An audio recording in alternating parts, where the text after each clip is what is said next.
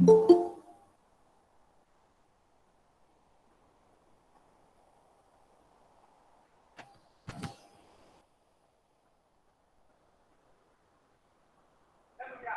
Morning sir. Good afternoon. हाँ, देखिए आप लोगों का आज मुझे लगता है पूनम गुप्ता की है प्रेजेंटेशन। पूनम। Yes sir. ठीक। Yes sir. हम लोग tools and techniques for the data collection. जब हम लोग डेटा कलेक्शन की तरफ आते हैं रिसर्च में, तो वो एक सबसे मेन पार्ट होता है हम लोगों की जो मेजर रिसर्च रहती है सर्वे टाइप या डिस्क्रिप्टिव टाइप की। तो उसमें अगर हम डेटा कलेक्शन का पार्ट देखें तो वही एक पार्ट होता है जहाँ से हम लोग ओरिजिनल की तरफ बढ़ते हैं। उससे पहले की सारी चीज़ें होती हैं वो हम लोगों की प्लानिंग में आ जाती है कि हम लोग किस तरीके से अपनी रिसर्च को प्लान कर रहे हैं, या फिर हम लोगों ने पहले की रिसर्चेज कैसे देखी हैं जिसके बेसिस पे हम लोगों ने अपना टॉपिक डिसाइड किया है। और टॉपिक जिसको हम लोग रिव्यू ऑफ लिटरेचर बोलते हैं, तो वो लिटरेचर के आधार पे हम लोगों ने अपना टॉपिक डिसाइड किया है। रिसर्च का गैप देखा है कि कौन कौन सी कमी रह गई है जिसपे हम लोग आगे काम कर सकते हैं। तो जो टूल्स एंड टेक्निक्स वाला पोर्शन है हम लोगों का इस समय प्रेजेंटेशन चल रही है, तो उसमें एक बहुत ही ज़्यादा इम्पोर्टेंट एक पार्ट है क्वेश्चन एयर, जो कि हम लोग क्वेश्चन एयर जनरली हम लोग डिस्क्रिप्टिव या फिर सर्वे मेथड में यूज करते हैं। तो उसकी प्रेजेंटेशन देने जा रही हैं पूनम गुप्ता। और पूनम गुप्ता, आप अपनी स्लाइड को, पीपीटी को प्रेजेंट करते हुए शुरुआत कीजिए। Okay sir.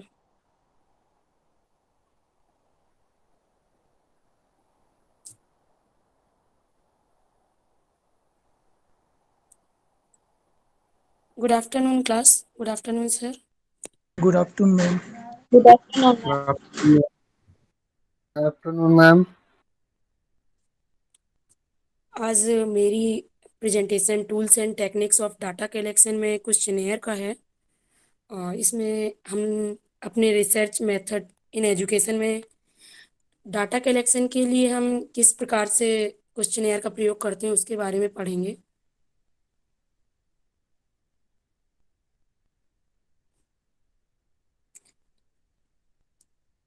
आंकड़ा संग्रहण, इसको हम हिंदी में आंकड़ा संग्रहण बोलते हैं। ये विषय सूची है जिसके बारे में आज हम पढ़ने वाले हैं।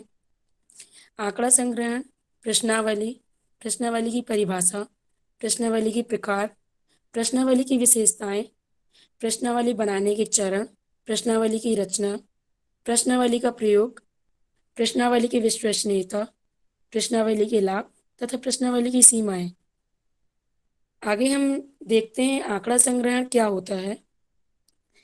आंकड़ा संग्रहण किसी भी कार्य को करने से पहले, किसी भी रिसर्च को यदि हम करना प्रारंभ करते हैं तो उसके लिए हमको सबसे पहले क्या जरूरत पड़ती है? डेटा की। यदि हमारे पास कोई डेटा ही नहीं होगा तो हम किसी भी कार्य को अंजाम नहीं दे पाएंगे। इसलिए यदि हम किसी भी अनुसंधान क्षेत्र में आगे किसी भी विषय पर अनुसंधान करने के लिए अ, अनुसंधान कार्य प्रारंभ करते हैं तो उसके लिए सबसे पहले हमें डेटा का कलेक्शन करना पड़ता है। आंकड़ा संग्रहण या आंकड़ा कलेक्शन एक स्थापित प्रणाली है जिसमें टारगेट वेरिएबल्स पर जानकारी एकत्र करने और मापने की एक प्रक्रिया है जो किसी को प्रासंगिक प्रश्नों पर उत्तर देने और परिणामों का मूल्यांकन करने में सक्षम बनाता है। आंकड़ा संग्रहण भौतिक और सामाजिक विज्ञान, मानविकी और व्यवसाय सहित अध्ययन के सभी क्षेत्रों में अनुसंधान का एक घटक माना जाता है। जैसे कि हमें कोई भी कार्य करना है, मान लीजिए हमारे पास एक समस्या है कि बालक के कंप्यूटर ज्ञान में कमी है। यदि हमें इसकी तह तक जाना होगा, जानकारी करनी होगी कि ये क्यों कमी है, ये कमी क्यों आ रही है, बच्चे कंप्यूटर पढ़ने में इंटरेस्ट क्यों नहीं ले रहे हैं, तो उसके लिए सबसे पहले तो हमें जाना पड़ेगा और उसके लिए आंकड़े एकत्र करने पड़ेंगे। छात्रों से मिलना पड़ेगा, उनसे बात करनी पड़ेगी, इंटरव्यू लेना पड़ेगा, ऑब्जर्व करना पड़ेगा। बहुत सारी टेक्निक्स के द्वारा हम आंकड़ों को एकत्रित करके फिर हम इस बात तक पहुंच पाएंगे कि ये प्रॉब्लम्स क्यों आ रही हैं। बच्चे ये सीखना नहीं चाहते, या बच्चों को अच्छे से पढ़ाया नहीं जा रहा है, या बच्चों को प्रैक्टिकल नॉलेज कम देकर कंप्यूटर की थ्योरेटिकल नॉलेज ज़्यादा दी जा रही है। ये हमें ये सारी चीज़ें तभी पता चल सकती हैं जब हम आंकड़े या डाटा को कलेक्ट करेंगे। डाटा हम उसी चीज़ का कलेक्ट करेंगे जिस चीज़ की हम रिसर्च करने वाले हैं, या जिस क्षेत्र के बारे में हम जानकारी प्राप्त करना चाहते हैं। आंकड़ों का संग्रहण कई प्रकार से हो सकता है, जैसे data collection tool and techniques. दो होते हैं, टूल्स भी होते हैं और टेक्निक्स भी होती हैं। डाटा कलेक्शन करने के लिए टूल्स में आती हैं, क्वेश्चनेयर आता है, इंटरव्यू के द्वारा भी हम कर सकते हैं, observation, scales, test, inventory, checklist, opinionnaire, sociogram and sociometry के द्वारा भी हम डाटा को कलेक्ट कर सकते हैं। और टेक्निक्स कौन कौन सी हैं? क्वेश्चनिंग, रिटन या ओरल दोनों हो सकती हैं, interviewing, face to face, telephoning, electronic, net graph और वीडियो के द्वारा भी हो सकते हैं। ऑब्जर्विंग, ऑब्जर्वेशन, हम किसी भी चीज़ को ऑब्जर्वेशन करके भी कर सकते हैं। प्रोजेक्ट टेक्निक, पैनल मेथड, जैसे डायरी, चेकलिस्ट आदि के द्वारा हम डाटा को कलेक्ट कर सकते हैं। इसके बाद देखते हैं, डाटा दो प्रकार का होता है, प्राइमरी डाटा और सेकेंडरी डाटा। प्राइमरी डाटा में क्वेश्चनेयर आता है, फोटोग्राफी कलेक्शन आता है। सेकेंडरी डाटा में books, published journals, report, internet, newspaper, articles, ये सारी चीज़ें सेकेंडरी डाटा में आती हैं। इसके बाद हम अपने टॉपिक पे चलते हैं, प्रश्नावली। प्रश्नावली क्या होती है, इसका प्रयोग हम कहाँ करते हैं, किस चीज़ के लिए करते हैं, सबसे पहले हम इसके बारे में जान लेते हैं। प्रश्नावली का अर्थ क्या होता है? प्रश्नावली प्रश्नों या कथनों का समूह है जिसके माध्यम से व्यक्ति से पूछकर सूचनाएं एकत्रित की जाती हैं। प्रश्नावली अनुसंधान करने का एक औजार है जिसमें लोगों से सूचना एकत्र करने के लिए उनसे बहुत से प्रश्न पूछे जाते हैं।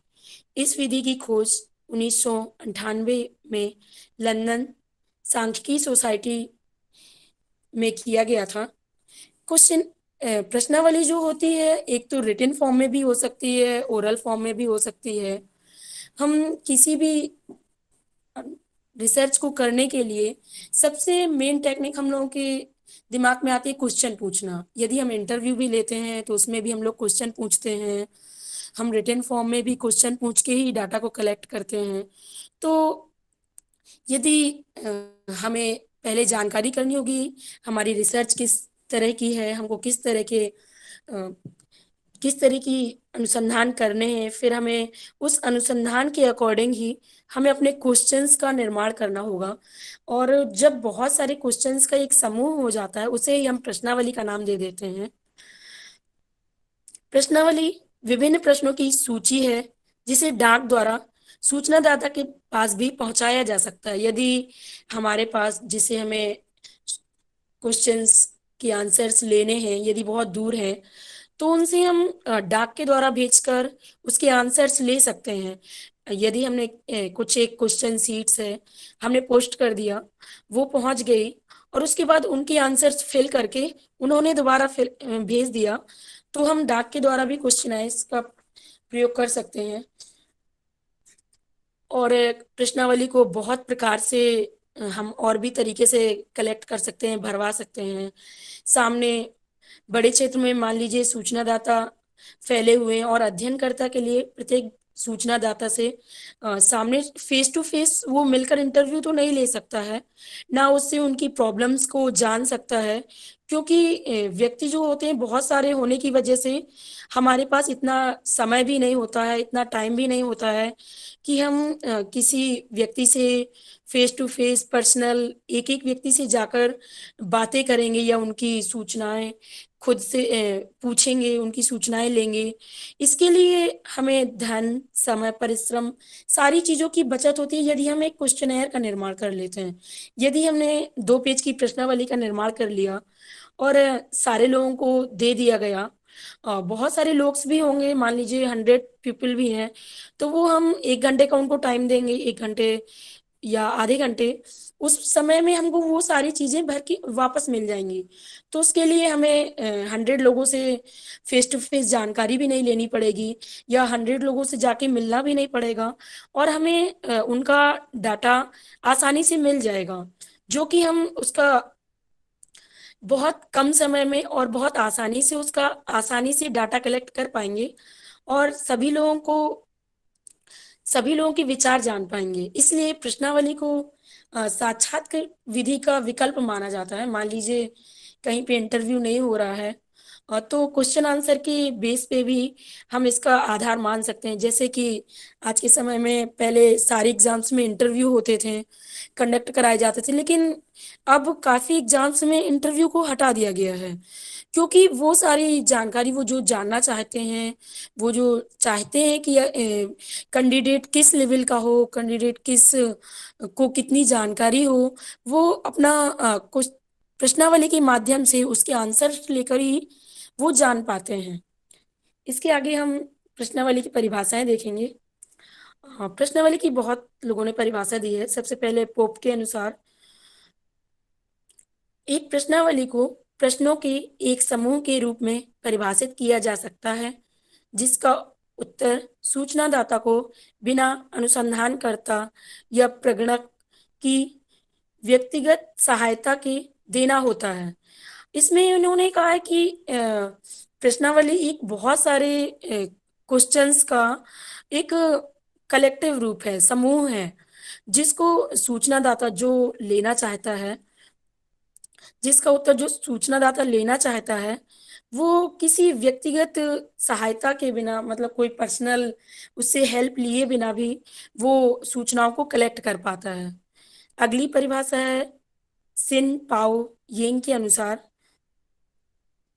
इन्होंने कहा है अपने सरलतम रूप में प्रश्नावली प्रश्नों की एक ऐसी अनुसूची है जिसे कि निर्दंड निर्दंड के रूप में चुने हुए व्यक्तियों के पास डाक द्वारा भेजा जा सकता है। मान लीजिए किसी के पास हमको किसी से डाटा कलेक्ट करना है, वो बहुत दूर रहते हैं। मान लीजिए हम लोग कानपुर में रह के हमको लखनऊ के कैंडिडेट से कुछ डेटा चाहिए होता है, तो हम लोग क्या करेंगे, उस कैंडिडेट को भेजकर वो डाटा प्रदान कर सकते हैं। उसके लिए हमें कोई समस्याओं का सामना नहीं करना पड़ेगा। इसके बाद और भी काफी लोगों ने परिभाषा दी है। सेजिल जहोदा अन्य ने परिभाषा दी है। प्रश्नावली की व्याख्या करते हुए स्पष्ट किया है कि इसमें मानवीकृत पूर्व कृत्रिम सीमित प्रश्न होते हैं, जिन्हें उत्तरदाताओं के पास डाक से भेजा जाता है या उन्हें सामने से दिया जाता है। इसके बाद गुडी एवं हॉट के अनुसार इन्होंने डेफिनेशन दी है। सामान्य रूप से प्रश्नावली के अर्थ प्रश्नों के उत्तरों को प्राप्त करने के लिए साधन से है, जिसमें पत्रक का प्रयोग किया जाता है, जिसे सूचनादाता स्वयं भरता है। इन्होंने कहा है प्रश्नावली का उत्तर देने के लिए हमें जो प्रश्नावली दी जाती है, जो प्रश्नावली पत्र दिया जाता है, हम उसमें अपनी सारी जानकारी भरकर दूसरों तक पहुंचा सकते हैं। इसके बाद आता है प्रश्नावली के प्रकार।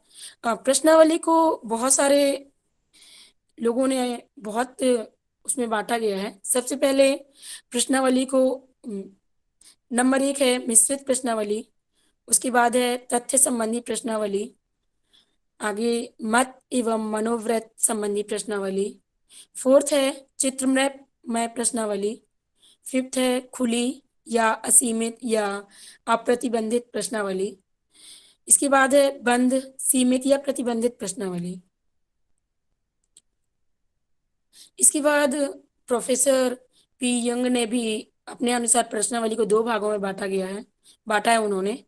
पहली संचरित प्रश्नावली, दूसरी असंचरित प्रश्नावली। इसके बाद प्रोफेसर लुम्डबर्ग ने सूचनाओं के आधार पर प्रश्नावली को 2 भागों में बांटा है। नंबर 1 तथ्य संबंधी प्रश्नावली, नंबर 2 मत या मनोव्रत संबंधी प्रश्नावली। सबसे पहले हम नॉर्मल जो इनको प्रश्नावली को बांटा गया है उसके हिसाब से पढ़ लेते हैं। तथ्य संबंधी प्रश्नावली क्या होती है? इस प्रश्नावली का प्रयोग किसी समूह की सामाजिक आर्थिक दशाओं से संबंधित तथ्यों को संग्रह करने के लिए किया जाता है। इस प्रश्नावली में हम फैक्ट टू फैक्ट जानकारी प्राप्त करते हैं। किसी भी एक छोटे समूह से जानकारी प्राप्त करने के लिए इस प्रश्नावली का प्रयोग कर सकते हैं हम। जब हम किसी व्यक्ति की आयु, धर्म, जाति, शिक्षा, विवाह, व्यवसाय, पारिवारिक रचना आदि के बारे में सूचनाएं एकत्र करना चाहते हैं तो इसकी रचना की जा सकती है। मान लीजिए हमें किसी व्यक्ति की आयु जानना है तो हम उसमें 3 ऑप्शन बना सकते हैं। क्या आप 1 से 18 ईयर में हैं, या आप 20 से 40 ईयर के बीच में वालों में आप इसको टिक करिए, और आप 40 से 60 वाले 3rd नंबर पे क्लिक करिए, और 60 से एवव आप 4th नंबर पे क्लिक करिए।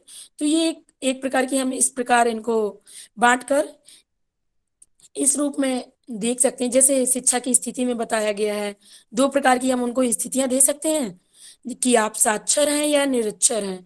तो उनको 2 में से ही चुनना होगा, उनके पास कोई तीसरा ऑप्शन नहीं होगा कि आप 8 तक पढ़े हैं या आप 5th तक पढ़े हैं। इन सब चीजों का उनके पास ऑप्शन नहीं होगा। इसके लिए हम सिर्फ फैक्ट टू फैक्ट इसमें आंसर लेते हैं। जैसे व्यवसाय की स्थिति है, हमने किसी से पूछा आप जॉब करते हैं, गवर्नमेंट करते हैं या प्राइवेट। हमने उनको ये ऑप्शन नहीं दिया कि हम पार्ट टाइम जॉब करते हैं या कोई और। हमने सिर्फ उनको 2 फैक्ट दिए और उन्हीं फैक्टों में से ही उनको आंसर देना होता है। इसी को ही तथ्य संबंधी प्रश्नावली कहते हैं। इसके आगे चलते हैं हम। मत या मनोवृत्त संबंधी प्रश्नावली। जब किसी विषय पर सूचनादाता की रुचि, राय, विचारधारा, विद्वांस दृष्टिकोण जानना चाहते हैं तब इस प्रकार की प्रश्नावली को का प्रयोग करते हैं। जैसे हमें किसी जगह का सर्वेक्षण करना है, बाजार का सर्वेक्षण करना है, जनमत संग्रह की पूरी एक बहुत बड़ा समूह है, उन्हें उनसे हमें फीडबैक लेना है कि आप मान लीजिए इलेक्शन हो रहे हैं, आप कौन सी पार्टी को सपोर्ट कर रहे हैं। तो उसमें एक बड़े जन समूह से हमें ये लेना पड़ता है। तथा टेलीविजन और रेडियो कार्यक्रमों में के बारे में लोगों से विचार जानना है।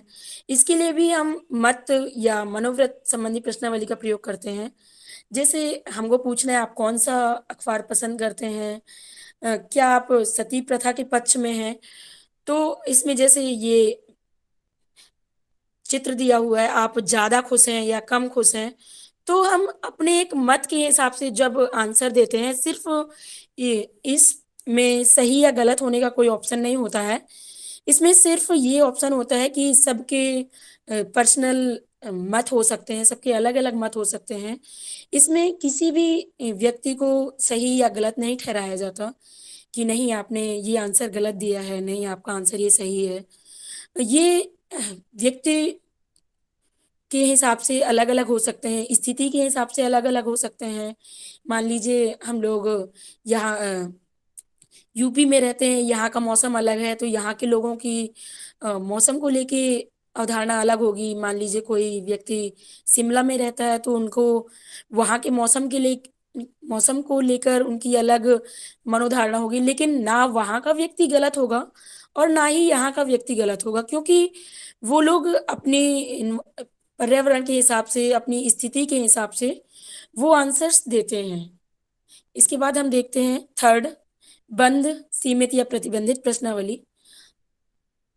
इस प्रकार की प्रश्नावली में प्रश्नों के सामने कुछ निश्चित वैकल्पिक उत्तर लिखे होते हैं और उत्तरदाता को उनमें से ही उत्तर छांटकर लिखने होते हैं। इस प्रकार की प्रश्नावली में उत्तर देने में सूचनादाता को सुविधा रहती है। उदाहरण, आप राजनीति में जाति के हस्तक्षेप को मानते हैं? उचित, उचित नहीं। क्षेत्र विशेष में जनसंख्या के आधार पर उचित। इस प्रकार से। और खा नंबर में जातिगत आरक्षण उचित है, हाँ या ना। या इस आधार पर हम इसको बांट सकते हैं। इसमें बंद या सीमित प्रश्नावली में हम, जैसे हमारे एग्जाम्स होते हैं, ऑब्जेक्टिव क्वेश्चंस आते हैं, हमको 4 ऑप्शन दिए जाते हैं। हमको उन 4 ऑप्शंस के 4 ऑप्शंस में ही से ही एक चुनना होता है। उन्हीं में से हमको एक सही क्वेश्चंस पर टिक करना होता है। जैसे ये है, एग्जाम्पल दिया हुआ है, sunrise from east and set in the west. क्या सूरज पूर्व से निकलता है और पश्चिम में अस्त हो जाता है? तो इसके लिए हमारे पास सही या गलत 2 ऑप्शन है। हम इसका ये तर्क नहीं प्रस्तुत करेंगे कि वो क्यों सूर्य पूर्व से उगता है और पश्चिम में क्यों अस्त होता है, या हम इसके इन क्वेश्चंस का आंसर देने के लिए हमें जगह नहीं दी जाती है कि आप अपने विचार व्यक्त करें। इसमें सिर्फ हमें उन ऑप्शंस को टिक करके उन पर ही हमको, उन विचारों पर ही जो ऑप्शंस दिए रहते हैं उन्हीं विचारों पर ही हमको आंसर्स देने होते हैं। इसके बाद आती है खुली या असीमित या अप्रतिबंधित प्रश्नावली। इसको हम 3 नामों से जानते हैं। इस प्रकार की प्रश्नावली में सूचनादाता को अपने विचारों को खुलकर प्रकट करने की स्वतंत्रता होती है। वे अपने विचारों को, अपने विचार वो कैसा, उस बारे में क्या महसूस करता है, उस बारे में क्या सोचता है, उसकी विचारधारा क्या है, वह उस विचारधारा को कैसे लागू कर सकते हैं, वह विचारधारा किस हद तक सही है या गलत, इन सारी तर्कों को वो रख सकता है। इसके अलावा वो उस विचारधारा से किस तरह से सहमत है, कितने लोग सहमत हैं या नहीं, वो उस विचारधारा से क्यों सहमत नहीं है, इन सारी चीजों को भी इस प्रकार की प्रश्नावली में वो आंसर दे सकता है। अप्रतिबंधित प्रश्नावली का प्रयोग व्यक्तिगत विचारों, भावनाओं, सुझावों एवं विषयों से संबंधित प्रारंभिक सूचनाओं को संकलित करने के लिए किया जाता है। जैसे कि इसमें हम कोई भी क्वेश्चंस पूछ सकते हैं, महिलाओं का सशक्तिकरण कैसे हो सकता है? अब इसके लिए हम एक लाइन में तो आंसर दे नहीं पाएंगे, और इसके लिए सबके विचार एक जैसे नहीं होंगे। कुछ लोग तो फेवर में होंगे, हाँ महिलाओं का सशक्तिकरण होना चाहिए।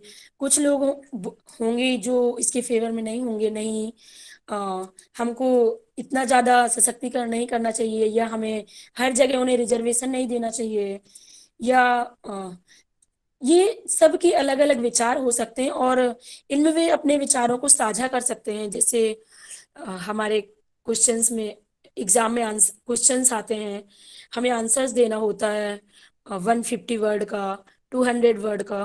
तो हमें उसमें स्वतंत्रता रहती है, हम अपने विचारों को किस प्रकार से, किस तरह से और कैसे प्रस्तुत करें, उसकी लैंग्वेज क्या हो, लिखने का तरीका क्या हो, सबका तरीका, विचारधारा सब कुछ अलग अलग हो सकती है। जैसे आगे कोई क्वेश्चन करता है, पंचायती राज में महिलाओं की भागीदारी कैसे बढ़ेगी?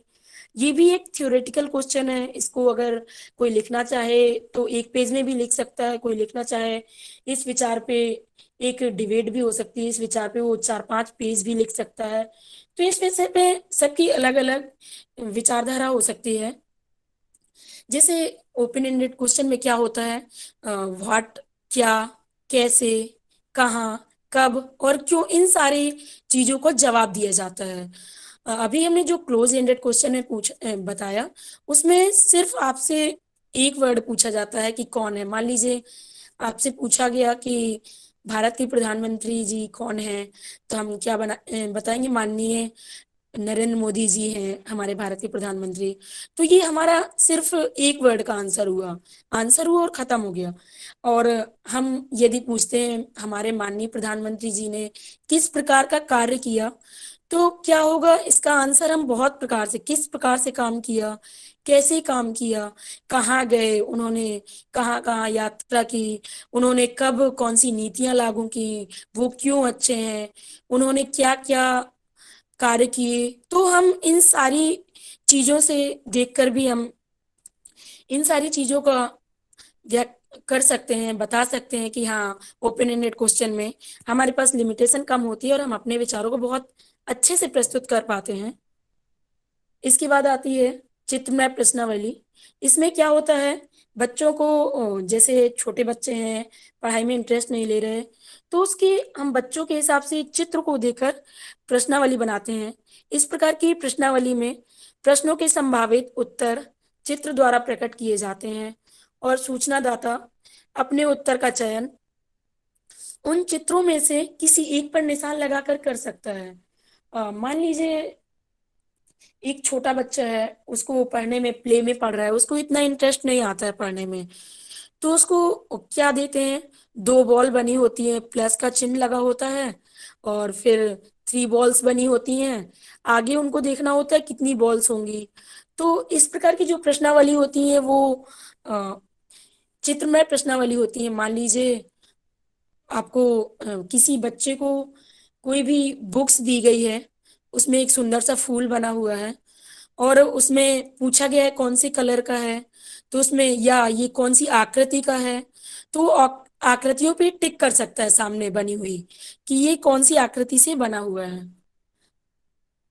जैसे ये हमने एक चित्र दिया कि ये स्टार्स वाली इमोजी इतनी है, ये इमोजी इतने अंक दे रही है, तो ये सारी चीजें हम चित्र के माध्यम से सीखते हैं।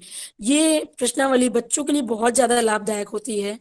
जब बच्चे पढ़ाई में इंटरेस्ट ना ले रहे हों या उन्हें थियोरेटिकल वो थियोरेटिकल नॉलेज या फिर उनको बोरिंग लग रहा हो, तो इस तरह की प्रश्नावली का निर्माण किया जाता है, जिससे बहुत बच्चे जो होते हैं बहुत इंटरेस्ट लेकर पढ़ाई करते हैं। यदि हम जानना चाहते हैं किसी बच्चे से कि आप गांव में रहना पसंद करेंगे या शहर में, और हमने उनको सामने दो प्रकार के चित्र दे दिए, एक गांव का चित्र हरा भरा सा बहुत, और एक शहर का चित्र बहुत क्राउडेड भीड़ भाड़, तो वो चित्र को देखकर बच्चा आइडिया लगाएगा, नहीं यहाँ पे ये अच्छा है, यहाँ पे ये चीजें अच्छी हैं, तो वो चित्र को देख के ही अपने उत्तर की जानकारी देता है। इसके बाद आती है मिश्रित प्रश्नावली। इस प्रकार की प्रश्नावली में ऊपर दिए गई सभी प्रकार की प्रश्नावलियों की विशेषता होती है। इसमें बंद व खुली प्रश्नावली का मिश्रण होता है। ऐसी प्रश्नावली कम और अधिक शिक्षित दोनों के लिए उपयोगी होती हैं। इनके द्वारा स्पष्ट तथा सटीक उत्तर के साथ ही उत्तरदाता के स्वतंत्र विचार जानना भी संभव होता है। मान लीजिए हमने क्लोज एंडेड क्वेश्चन दिए, तो व्यक्ति अगर कुछ और भी जानकारी देना चाहता होगा तो वो नहीं दे पाएगा, और हमने ओपन एंडेड क्वेश्चन दे दिए तो वो बहुत ज्यादा जानकारी अगर देनी नहीं चाहता होगा तो वो नहीं चाहेगा। यदि हम उनको बोल दें कि आप कैसे रहना पसंद करते हैं, दो लाइन में बता दीजिए, तो इसमें दोनों प्रकार की प्रश्नावलियों का दोनों प्रकार की प्रश्नावलियों की गुण समाहित हो जाएंगे। मान लीजिए उनको हमने चित्र के आधार पर बता दिया, तो इसमें सभी प्रकार की प्रश्नावलियों को समाहित किया जाता है। इसे हम एक सबसे अच्छी प्रश्नावली के रूप में मान सकते हैं। इसके बाद आती हैं प्रोफेसर पी युंग ने अपनी प्रश्नावलियों को दो प्रकार में बांटा है, जैसे आगे हमने बताया। उनकी पहली प्रश्नावली है संचरित प्रश्नावली। इस प्रकार की प्रश्नावली का निर्माण अनुसंधान प्रारंभ करने से पूर्व विषय पर लोगों की राय, सामाजिक स्वास्थ्य, जन कल्याण की योजनाएं, लोगों के रहन सहन, आय व्यय आदि के बारे में सूचना एकत्र करने के लिए भी संचरित प्रश्नावली का निर्माण या प्रयोग किया जाता है, तथा अनुसंधानकर्ता को उसमें किसी प्रकार के परिवर्तन की छूट नहीं होती है।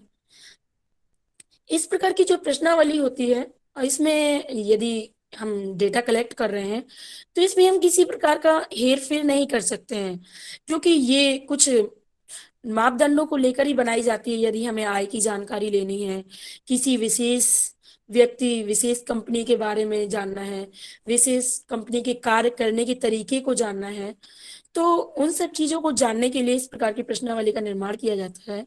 जब प्रश्नावली के प्रश्नों की रचना अनुसंधान करने के पहले कर ली जाती है। मान लीजिए हमें कोई अनुसंधान करना है और हमने उस उन एक फिक्स कर लिया, हमको इन प्रश्नों के आधार पर ही उत्तर लेना है, तो उसी प्रकार की प्रश्नावली को संचित प्रश्नावली कहते हैं, क्योंकि हम लोगों ने एक क्राइटेरिया फिक्स कर लिया कि हमको इसी आधार पर अवलोकन करना है।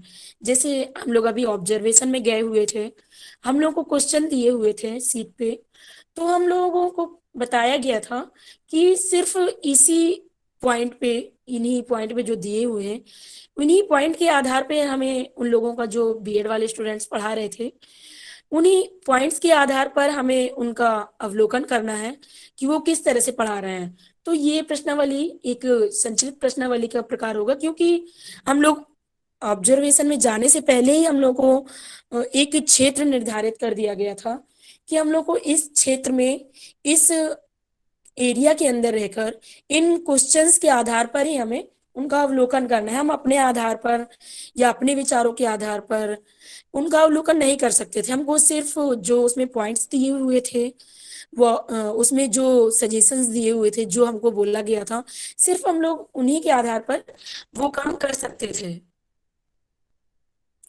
नंबर दूसरी आती है प्रोफेसर यूंग की असंरचित प्रश्नावली।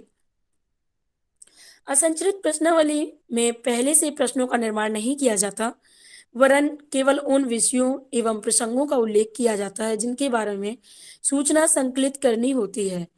यह पथ प्रदर्शिका की तरह कार्य करती है।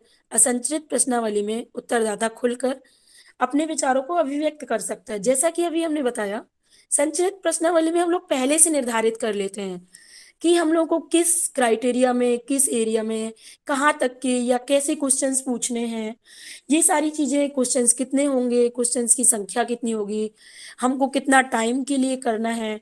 हम लोग को टाइम भी निर्धारित होता है, हम लोग को इस टाइम के लिए करना है, इतने टाइम में पूरा करना है।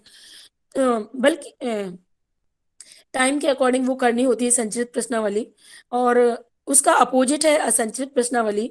इसमें हमको एक गाइडलाइन तो जी दी जाती है। मान लीजिए हमको किसी जैसे अभी स्कूल ऑब्जर्वेशन में भेजना था, हमको गाइडलाइन तो दी जाएगी कि यस, आपको इस क्षेत्र पे आपको अवलोकन करना है।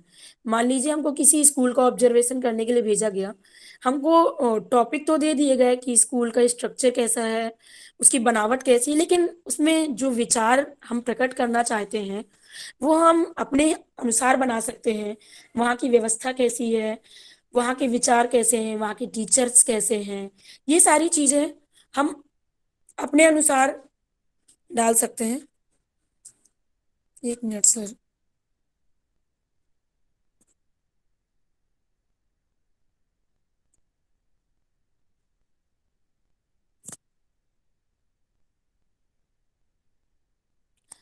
इस प्रकार की प्रश्नावली में पहले से प्रश्नों का निर्माण नहीं किया जाता है, इसमें पॉइंट्स दे दिए जाते हैं। जैसे इसे साक्षात्कार निर्देशिका भी कहा जाता है। मान लीजिए हम लोग इंटरव्यू लेने जाते हैं और कुछ पॉइंट्स बना लेते हैं, फिर उत्तर हमको अपने उनके अनुसार मिलते हैं, और जैसे उत्तर मिलते हैं वैसे हम क्वेश्चनों को निर्माण कर पाते हैं उनके सामने, सामने बैठे हुए, या स्थिति के हिसाब से, उस परिस्थिति के हिसाब से हम लोग नए नए क्वेश्चंस की निर्माण कर पाते हैं, नए नए क्वेश्चंस को पूछ लेते हैं। उस क्वेश्चंस के निर्माण को, उस प्रश्नावली को हम लोग असंरचित प्रश्नावली कहते हैं। इसके आगे हम लोग चलते हैं। प्रोफेसर लुम्डवर्ग ने सूचनाओं के आधार पर प्रश्नावली को बांटा है। इन्होंने प्रश्नावली को दो भागों में बांटा हुआ है। पहला, इन्होंने तथ्य संबंधी प्रश्नावली को बताया है। इस प्रकार की प्रश्नावली का प्रयोग सामाजिक तथ्यों की जानकारी करने के लिए होता है। जैसे इसके बारे में हमने पहले भी बताया था। व्यक्ति की आयु, विवाह, जाति, शिक्षा, व्यवसाय या ऋणग्रस्तता से संबंधित सूचनाओं का संकलन किया जाता है। इसमें फैक्ट टू फैक्ट बातें होती हैं कि आपकी आयु क्या है, तो इसमें फेरबदल नहीं हो सकता है। आपकी आयु यदि 50 ईयर है तो आपकी आयु 50 ईयर ही होगी। यदि आपका विवाह हो चुका है या नहीं हुआ है तो वही होगा, चेंज नहीं होगा। यदि आप शिक्षित हैं तो आप शिक्षित ही रहेंगे, अशिक्षित नहीं होंगे। इस प्रकार की प्रश्नावली में पूरे तथ्य जो होते हैं एक निश्चित होते हैं, इनको बदला नहीं जाता है। दूसरी इन्होंने जो बांटी है मत या मनोव्रत संबंधी प्रश्नावली, इस प्रश्नावली को भी हमने आगे बताया हुआ है। जब प्रश्नावली का प्रयोग व्यक्तियों के किसी घटना, परिस्थिति या अन्य वस्तु से संबंधित मतों एवं मनोवृत्तियों को जानने हेतु किया जाता है, तो उसे मत एवं मनोव्रत संबंधी प्रश्नावली कहते हैं। जैसे अभी हमने इसको बताया था, बाजार में सर्वेक्षण करना, जन संग्रह करना और किसी विचारधारा को जानना, व्यक्तियों की कैसी विचारधारा है इसके बारे में जानना, ये सारी अपने मत के हिसाब से होती है प्रश्नावली। इसमें सही गलत और उचित अनुचित तो हो सकता है, लेकिन इसमें व्यक्ति का अपना स्वयं का मत निश्चित होता है। इसके बाद चलते हैं हम प्रश्नावली की विशेषताओं में। इनकी प्रकार हो चुके हैं, जितने प्रकार से प्रश्नावलियों का निर्माण किया जा सकता है। इसके बाद हम इसकी विशेषताएं जान लेते हैं। प्रश्नावली अध्ययन किए जाने वाले विषय से संबंधित प्रश्नों की एक सूची होती है। दूसरा, यह है प्राथमिक सूचनाएं संकलित करने की एक अप्रत्यक्ष विधि है। प्रश्न सरल, स्पष्ट एवं छोटे होने चाहिए। प्रश्न निश्चित अर्थ वाले होने चाहिए। ये टाइपिकल एरर हो गई है थोड़ी। प्रश्नों में ऐसे वर्ड नहीं डालने चाहिए जिनके दो प्रकार से अर्थ निकाले जा सके। प्रश्नों का अर्थ स्पष्ट होना चाहिए, सरल होना चाहिए और ऐसा होना चाहिए जिसको सब कोई समझ सके। प्रश्नों की संख्या आवश्यकता से अधिक नहीं होनी चाहिए। मान लीजिए आपने किसी से बहुत डाटा कलेक्ट करना है, आपने उसको 100 क्वेश्चन की लिस्ट बना के दे दी, तो वो क्या होगा, बोर हो जाएगा ना, वो इंटरेस्ट से क्वेश्चन का आंसर्स देगा और ना ही वो रुचि दिखाएगा प्रश्नों के उत्तर देने में। इसलिए जैसे आपका जैसे आपकी अनुसंधान है, उसी अनुसंधान के अनुसार ही प्रश्नों का निर्माण करना चाहिए। जैसे आप प्रश्नों को सीमित रखनी चाहिए। यदि संभव हो तो प्रश्नों का उत्तर हाँ या ना में ही होना चाहिए। यदि हम लोग हाँ ना में क्वेश्चंस का आंसर्स लेते हैं, तो जो हमको आंसर्स दे रहा है, जहाँ से हम लोग एक मान लीजिए विद्यार्थी से आंसर्स ले रहे हैं हम, तो उसको भी बोरिंग नहीं होगा आंसर्स लिखने में या आंसर्स देने में। वो भी ये उसको फील नहीं होगा बहुत टाइम लग रहा है, उसको इंटरेस्ट भी आएगा। इसलिए हमको क्वेश्चंस हाँ ना के फॉर्मेट में बनाने चाहिए। प्रश्नों का चुनाव ऐसा हो कि इच्छित सूचना स्पष्ट रूप से प्राप्त की जा सके। हम लोग क्वेश्चंस का निर्माण ऐसा कर सकते हैं, मान लीजिए आपने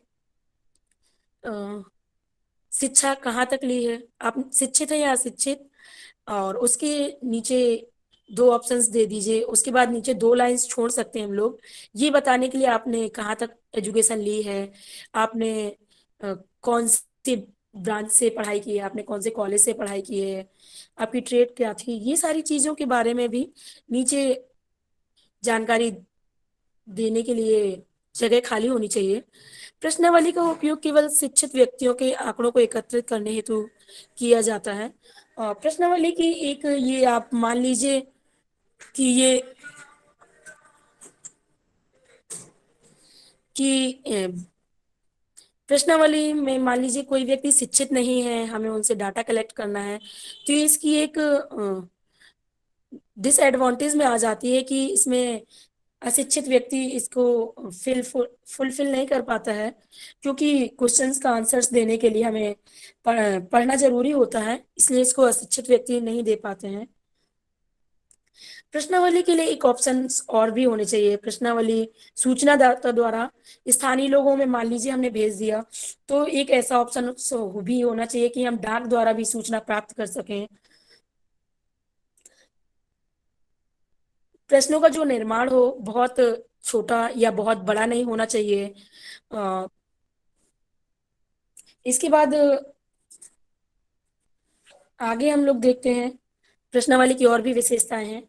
प्रश्नावलियों में जिन प्रश्नों का हम सम्मिलित करते हैं उसमें गलतियां नहीं होना चाहिए।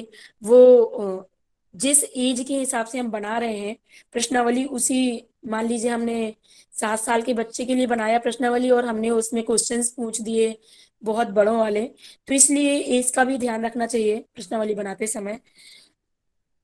इसमें सरल प्रश्नों का इंक्लूड करना चाहिए और सूचनादाता को ऐसे प्रश्न नहीं देने चाहिए कि उसको बहुत अधिक समय लगे। प्रश्नावली में अन्वेषक की ओर से सूचनादाता को कुछ निर्देश दिए गए, जिन निर्देश दिए जाएं कि आपको उत्तर कैसे देना है। ऊपर हम लोग भी जब एग्जाम हॉल में जाते हैं तो ऊपर कुछ निर्देश दिए होते हैं, आपको 4 में 1 को टिक करना है, यदि आप 2 को टिक करेंगे तो आपका क्वेश्चन रॉन्ग हो जाएगा। इस तरह से हम जिस प्रकार की प्रश्नावली निर्माण करते हैं उसके इंस्ट्रक्शंस दिए होने चाहिए कि हमें प्रश्नावली में किस प्रकार से फिल करना है, हमें प्रश्नावली किस प्रकार से निर्माण करनी है, प्रश्नावली को आंसर्स किस प्रकार से देने हैं। अधिकांश प्रश्नावली में प्रश्नों को युक्ति संगत आधार पर कुछ वर्गों में व्यवस्थित क्रम के अनुसार ही रखना चाहिए। पहले छोटे क्वेश्चंस, उसके बाद बड़े क्वेश्चंस, इस हिसाब से ही हमको एक व्यवस्थित क्रम में रखना चाहिए। ऐसा नहीं कि बीच में हमने ऑब्जेक्टिव क्वेश्चंस डाल दिए, फिर ऊपर थ्योरेटिकल डाल दिए, फिर हमने बीच में हाँ ना वाले डाल दिए। तो ये हमको प्रश्नावली एक क्रम के हिसाब से निर्माण करना चाहिए। प्रश्नावली में यदि हमने रिक्त स्थान वाले क्वेश्चन दिए हैं तो उसके लिए पर्याप्त जगह छोड़नी चाहिए, जिससे उत्तरदाता उन जगहों पर अपने उत्तर को पर्याप्त शब्द सीमा में लिख सके। प्रश्नों के प्रश्नावली में प्रश्नों का निर्माण खोज के विषय के उद्देश्य एवं प्रकृति को ध्यान में रखकर ही करना चाहिए। मान लीजिए हम बना तो क्वेश्चंस रहे हैं कंप्यूटर ज्ञान के और हम उनसे क्वेश्चंस प्रश्नावली में मैथ के पूछ रहे हैं, तो ऐसा नहीं करना चाहिए। आप जिस विषय पर अनुसंधान कर रहे हैं, जिस विषय के लिए आपको डाटा चाहिए, हमको क्वेश्चंस उसी विषय के अनुसार, उसी विषय के अनुरूप बनाने चाहिए। प्रश्नावली का प्रयोग एक विस्तृत क्षेत्र में कम आय कम व्यय में किया जा सकता है। प्रश्नावली जो होती है हम एक बहुत ज्यादा लोगों में और बहुत कम पैसे खर्च करके कर सकते हैं। और प्रश्नावली में नीचे एक रिक्वेस्ट भी करनी चाहिए कि प्रश्नदाता सभी प्रश्नों का उत्तर देकर और प्रश्नावली वापस जरूर कर दें। प्रश्नावली बनाने का चरण। हाँ पूनम, प्रश्नावली यस सर। इसको यहीं पे अब रोकते हैं और ये जो स्लाइड आपकी चरण वाली है यस वो नेक्स्ट क्लास में जाएगी। ठीक है। अब पूनम, आपसे एक थोड़ा सा ये कहना है मुझे कि आपका बहुत अच्छी प्रेजेंटेशन है, मैं कहूँ तो उम्मीद से बेहतर है। ठीक है। लेकिन विशेषताओं में थोड़ा सा आपने जहाँ पर मुझे लगता है एक नई हेडिंग डाल के आवश्यक सुझाव करके जो आपने लास्ट के पॉइंट्स आपने गिनाए हैं वो यस सुझाव में आते तो ज़्यादा अच्छा रहता, क्योंकि वो विशेषताओं में ना होकर आपने कहा ऐसा होना चाहिए, ये करना चाहिए, तो वो सारी चीज़ें किस में आ जाती हैं, फर्दर सजेशंस में। तो वो सजेशंस का एक ऐसा पॉइंट क्रिएट करना तो ज़्यादा अच्छा रहेगा, क्योंकि विशेषताएं आपकी ठीक है लेकिन कुछ ऐसे पॉइंट्स थे जो सजेशन के लिए अच्छे रहेंगे। ठीक है। बाकी आप लोगों के कोई भी क्वेश्चन है वो जब पूनम की लास्ट जिस दिन इनका पूरा प्रेजेंटेशन खत्म होगी उस दिन हम लोग डिस्कस करेंगे। ठीक है। नेक्स्ट जिसकी है प्रेजेंटेशन पूनम के बाद में, क्योंकि कल की क्लास में पूनम की रहेगी, अगली क्लास में जब पूनम के बाद में, तो वो भी अपने लिए तैयार रहें। और पूनम, अच्छा धीरेन्द्र सर शशि बोल रहे हाँ, नेक्स्ट अच्छा, हाँ, प्रेजेंटेशन ठीक मैं ठीक, करूंगी। शशि फिरवा। ठीक है, शशि की है इनके बाद में। और पूनम आप मुझे मेल करिए। सर हमने आपको भेज दी थी पढ़ाने से पहले। व्हाट्सएप पे भेजा है शायद। Yes sir. हाँ, मुझे मेल कर दीजिए। ठीक है। ओके। और अपना असाइनमेंट भी और अपनी पीपीटी भी पीडीएफ में कन्वर्ट करके। ठीक है। ओके। ठीक है। चलिए फिर यहाँ पर इसको मीटिंग को एंड करते हैं और आपसे अब कल मुलाकात होगी।